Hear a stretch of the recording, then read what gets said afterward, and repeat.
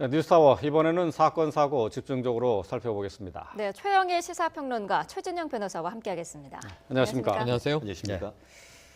자, 어제 국정농단 사태와 관련해서 박근혜 전 대통령의 결심 공판이 열렸습니다. 잘 아시는 것처럼 징역 30년이 구형이 되는데요.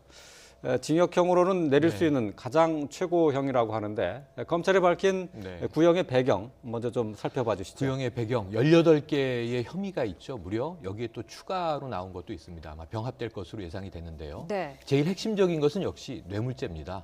이재용 삼성 부회장 2심 판결이나 일전에 이제 최순실 씨의 1심 판결이나 모두 뇌물 여부 이걸 다투는 게 이제 핵심이었는데 박 전 대통령도 마찬가지입니다. 그리고 제3자 뇌물 요구도 있고요. 또 고위공직, 최고의 자리 대통령직에 있었기 때문에 직권 남용 문제가 있습니다. 그리고 강요와 강요 미수가 있고요. 또 공무상 비밀 누설 혐의. 그러니까 이런 것들이 다 합쳐져서 18개의 혐의인데 어쨌든 뇌물죄를 핵심 중심으로 해서 다양한 혐의들에 대해서 검찰은 거의 모두 유죄다라고 이제 주장하고 있는 것이고요. 30년 구형과 무기징역 사이에서 무엇이 다르냐? 이런 이제 이야기도 나오고 있는데 여기 하나 더 주목해 볼 것은 1,185억의 벌금이에요. 이 벌금의 액수는 물론 이제 다다음 달이군요. 판결에서는 좀 어떻게 확정될지 모르지만 결국은 이 출연금까지 모두 다 뇌물로 보고 있는 것이 검찰의 입장이다. 이렇게 말씀드릴 수 있습니다. 검찰이 이제 30년을 구형하면서 밝힌 내용들을 저희가 화면을 그래픽 화면을 통해서 정리를 좀 해봤습니다. 자, 한번 살펴보도록 하죠. 자, 박 전 대통령은 헌정 질서를 유린하고 국민의 신뢰를 되돌리기 어려울 정도로 훼손시켰다라고 얘기를 했고요. 국가 혼란과 분열을 초래했음에도 반성과 사과할 의지가 없었다라고 하면서 징역 30년을 구형하는 그 배경을 설명을 했습니다. 자, 검찰이 박 전 대통령에게 적용한 혐의는 모두 18건인데요. 이 주요 혐의에 대해서 검찰이 어떻게 판단을 했는지 좀 하나씩 설명을 해 주시죠. 그렇습니다. 18개 중에 가장 큰 핵심은 이제 뇌물, 제3자 뇌물 아니겠습니까?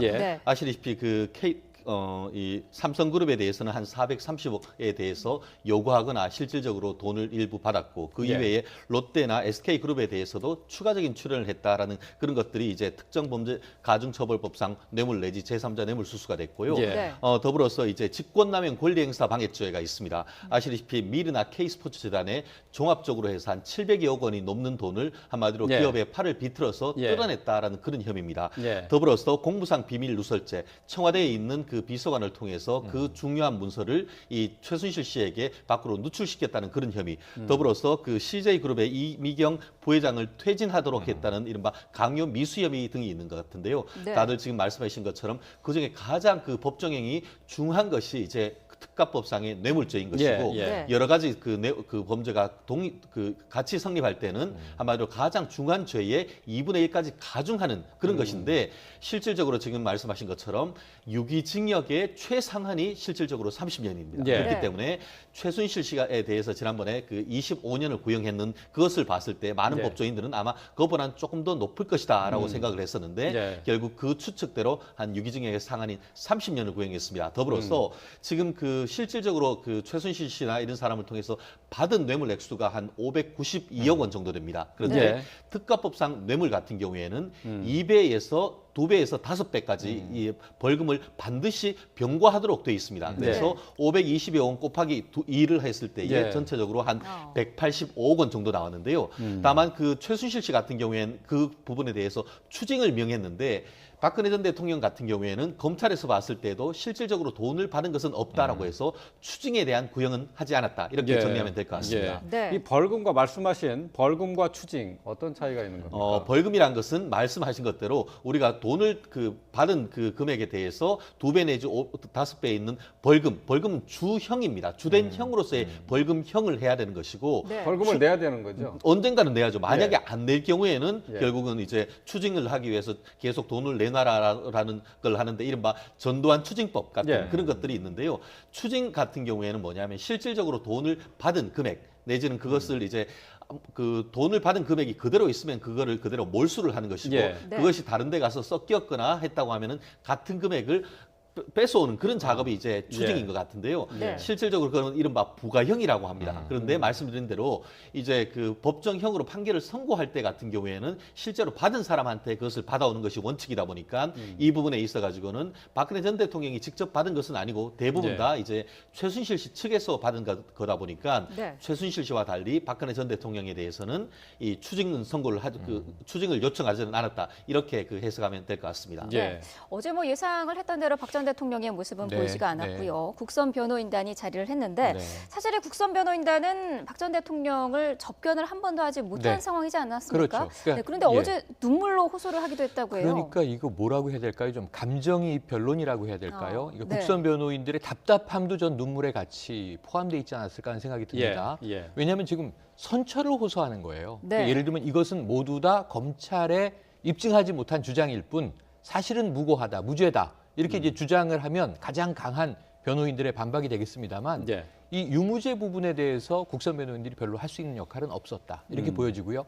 그러다 보니까 변호인으로서의 최소한의 방어적인 역할은 뭐냐면 선처를 호소하는 것이죠.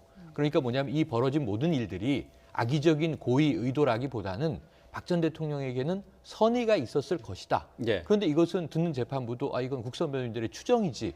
만나지도 못했는데 육성으로 들은 전달받은 이야기가 없는 건 우리가 다 알잖아요. 그러다 보니까 저는 이 변호인들의 눈물이 박 전 대통령을 대신에 흘렸다기보다는 참 본인들의 안타까운 처지가 더 답답하지 않았을까 하는 생각을 추정해 보는 건데요.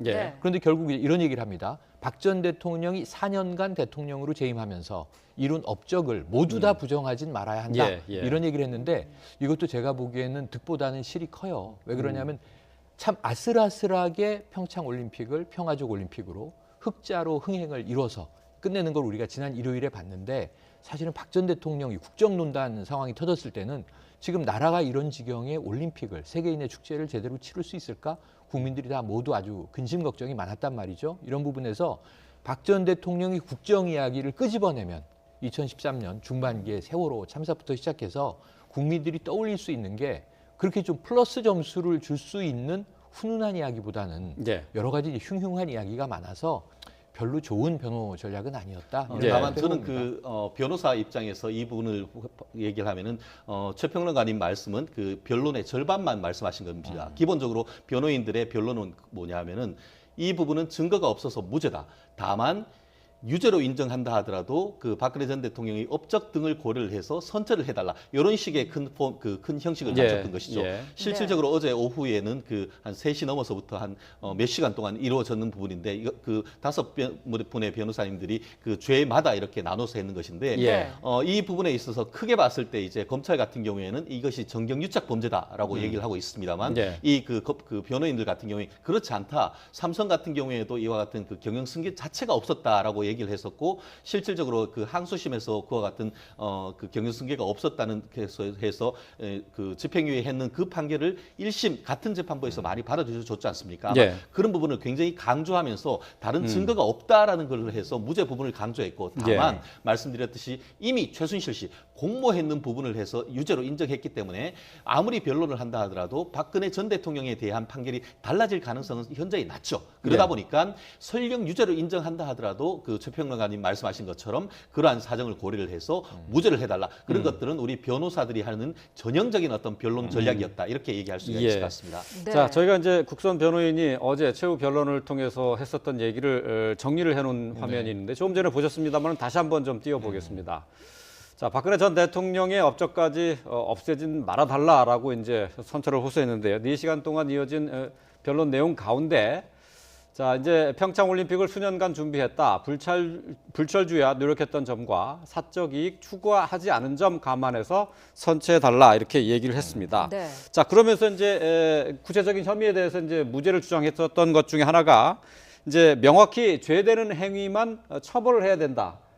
또 예를 들면은 이제 그러니까 기업에 대해서 재단 출연에 강제적으로 이렇게 출연을 요구했었던 점에서는 어떤 협박이나 이런 게 없었기 때문에 이 부분은 무죄다라고 주장을 했거든요. 어떻게 그렇습니다. 보세요? 실질적으로 그 부분에 있어 가지고는 뭐 삼성이나 SK나 롯데 그런 대기업뿐만 아니고 중소기업에 대해서도 같은 그 요청을 했다라고 얘기를 하고 있고, 실질적으로 그런 부분이 이제 본인 입장에서는 어떻게 보면 체육계 전체의 어떤 발전, 문화계 전체의 발전을 위해서 그와 같은 돈을 요청을 했는 것이지, 그것이 그 최고 권력자로서의 직권 남용을 했는 것은 아니다. 특히 이제 직권남용 권리행사방해 같은 경우에는 협박이 있어야 되는데 그와 같은 독대 현장에서 협박이 있었다는 증거가 없다라고 지금 얘기를 하고 있습니다. 실질적으로 변호인들 입장 같은 경우에는 어떤 유무죄를 다투기가 쉽지 않을 때는 뭐냐면 그 자체가 사실관계를 인정을 하고 법리적으로 봤을 때 이것이 죄가 되지 않는다라고 말씀을 하거나, 아니면은 지금 이렇게 그 검찰 측에서는 많은 증거가 있다고 하지만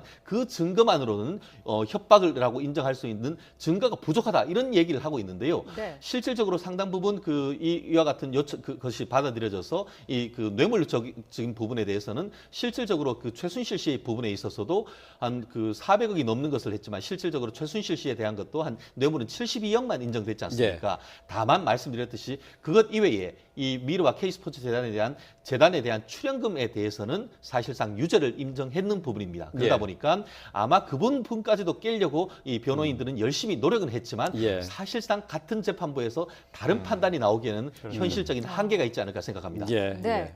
어제 재판에 나오지 않은 박 전 대통령 어떻게 하루를 보냈을까도 상당히 궁금한데, TV로 뉴스도 보지 않았다고 해요. TV로 뉴스를 보지 않는 것은 지금 오래된 이 구치소에서의 관행으로 보여지고요. 간혹 책만 읽는다, 어떤 책을 읽는다, 뭐 이런 정도의 소식만 전해 나와서 또 이제 뭐 이 건강 상태가 썩 좋지 않은 것은 또 지금 이제 구치소 인정하고 있고 의료적으로는 큰 문제는 없다, 이렇게 또 이야기를 하고 있는데, 약 3평입니다.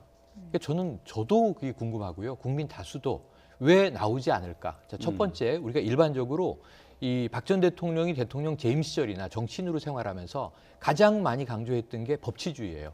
법과 원칙이라는 말을 굉장히 육성으로 우리가 국민들이 많이 들어왔어요. 그런데 문제는 이게 한번 그 구속 기간이 연장이 되면서 자, 정치적인 재판이다라고 판단하고 보이콧이 쭉 이어지고 있지 않습니까? 심지어 사선 변호인을 다 물려내고 어쩔 수 없이 엄중한 사안의 형사재판이기 때문에 국선 변호인이 투입되는 이런 상황인데, 피고인 본인이 거부하고 있는 재판. 그럼 첫 번째로 본인이 무죄하다라고 한다면 억울하잖아요. 그러면 이 법이 보장하고 있는 모든 권리를 행사해서 이 억울함을 입증하기 위해서, 아니면은 최순실 씨 보세요. 얼마나 적극적으로 이야기를 합니까, 재판에서. 사실은 좀 황당하다 할 정도로 본인의 입장을 주관적인 것까지 과도하게 주장을 하는데, 박 전 대통령은 왜 나와서 입을 열지 않는가? 첫 번째 질문이고요. 두 번째는 이거예요. 정치적인 재판이다라고 이야기를 한다면 지금 여기 이 국선 변호인들이 아까 말씀하신 대로 무죄를 주장한 것, 법리적인 부분 외에는 선처를 요구한 대목은 정치적인 주장을 한 겁니다. 박 전 대통령이 대통령으로 재임하면서 다 못한 게 아니다. 잘한 것도 있다. 공과 과가 있는데 공은 인정해달라. 이런 주장을 한 거잖아요. 그럼 본인이 이런 주장을 직접 했다면 정치적인 효과가 어땠을까요? 더 컸을 거로 봅니다. 두 번째로는 국선 변호인이 대리해서 이야기를 하더라도 이 재판정에 배석을 했다면 어땠을까요? 그 효과는 더 높았을 겁니다. 그러니까 제가 보기엔 법리적 다툼도 포기했고 정치적 재판이라고 치부하면서 본인의 정치적인 주장을 할 수 있는 기회도 스스로 박탈하고 있는 거예요. 그럼 저는 이 심리를 잘 이해할 수 없다는 거죠. 그렇다면 지금 은둔하고 있으면서 무엇을 얻고자 하는 것인가? 별로 얻을 수 있을 것은 없는데, 그렇다면 이제 한 가지 남는 게 자포자기란 말인가, 이런 정도 이제 생각을 해볼 수가 있겠는데 정말 박 전 대통령의 심리는 정말 이해하기가 좀 어렵습니다. 지금 어제 이제 징역 30년과 함께 벌금 1,185억 원도 구형이 되는데요. 말씀하신 것처럼 이제 뇌물액수의 2배를 이제 산정한다고 하지 않았습니까? 저희가 그 내용을 정리를 한 비디오 파일 화면에 있습니다. 잠시 좀 띄워주시고요. 구형액은 1,185억 원입니다. 최순실 씨도 똑같은 벌금액 구형이 됐죠. 자, 적용된 수액이 이제 592억 원인데 여기에 이제 2배로 벌금을 산정을 했어요. 근데 제 개인적인 궁금증은 과연 벌금 구형액이라고 해서 이제 다 인정되지 않겠습니다만은 이 1,185억 원이라는 것을 과연 박근혜 전 대통령이 낼 수 있느냐 하는 부분입니다. 현실적으로 어렵겠죠. 실질적으로 박근혜 전 대통령이 가지고 있는 재산이라고 하는 것은 지금 삼성동에서 내곡동으로 이제 이사를 해서 있는 내곡동 자택 아니겠습니까? 그것이 아직 한 2, 30억 정도 되고 그것 이외에 금융자산이 한 10억 원 정도 된다라고 지금 밝혀져 있는 것 같은데 그 또한 지난번에 이제 재판에 넘기면서 이른바 추징 보전 절차로 해서 쉽게 말하면은 가압류를 해놨다 이렇게 보면 될 것 같은데요. 말씀하신 것처럼 지금 전체적으로 삼성, SK, 롯데 등으로부터 받았거나 요구했던 그 어떤 그 재판에 넘겨진 금액이 592억 원 정도 됩니다. 그런데 그것에 대해서 곱하기 2, 원래 500까지 할 수 있습니다만 워낙 금액이 크다 보니까 2배 정도를 해서 1,200억 가까이 지금 되는 것 같은데요.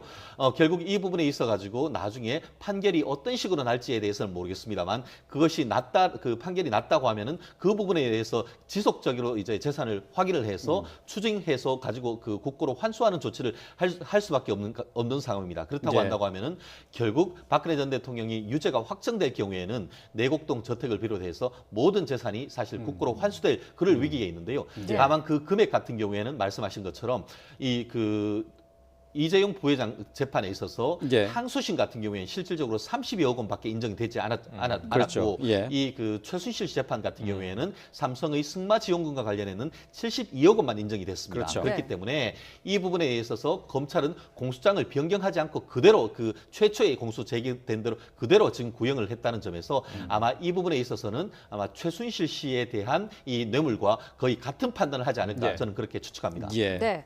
4월 6일에 1심 선고가 내려지는데요. 최순실 씨가 1심에서 징역 20년을 선고받지 않았습니까? 어찌됐든 박근혜 전 대통령 같은 경우에는 최순실 씨보다는 좀 더 중형이 내려질 가능성이 높은 거죠. 맞습니다. 지금 같은 재판부입니다. 최순실 씨 판결 재판부와 이번 이 박 전 대통령 이 판결을 내려야 할 재판부가 1심 재판부가 같기 때문에 동일 선상의 맥락으로 갈 것이다라는 건 너무 쉽게 예견할 수 있어요. 전 큰 이변이 없을 것 같습니다. 다만 정확하게 몇 년이냐, 벌금은 얼마냐, 이 숫자만 좀 달라질 것 같은데 지금 오늘 우리가 이야기하고 있는 것은 검찰의 구형이지 않습니까? 최순실 씨 재판과 똑같아요. 그 전체적인 구조가. 그러면 박 전 대통령에 대한 재판부의 판결도 구조적으로는 거의 유사할 것이다.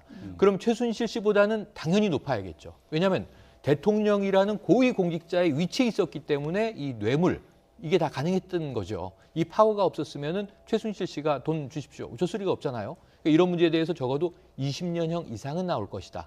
그렇다면 같은 맥락으로 보면 약 25년 전후 정도가 예상된다. 이렇게 볼 수 있겠고요. 벌금도 최순실 씨 규모로 줄어들 겁니다. 1,185억이 다 인정되기는 쉽지 않아 보이고. 그래서 재판부는 우리가 최순실 씨 1심 판결을 박 전 대통령 판결의 미리 보기이다. 이런 얘기를 했었거든요. 예고편이다. 그래서 거의 같은 흐름으로 갈 것인데 분명히 한 25년 전후에서 징역 판결로 떨어지지 않겠는가. 하지만 우리가 판결이 이루어지기 전에 뭐 예단할 수는 없으므로 이건 4월 6일까지 기다려봐야 할 문제입니다. 자, 박근혜 전 대통령의 국정농단과 관련한 1심 구형은 이제 어제 내려졌는데요.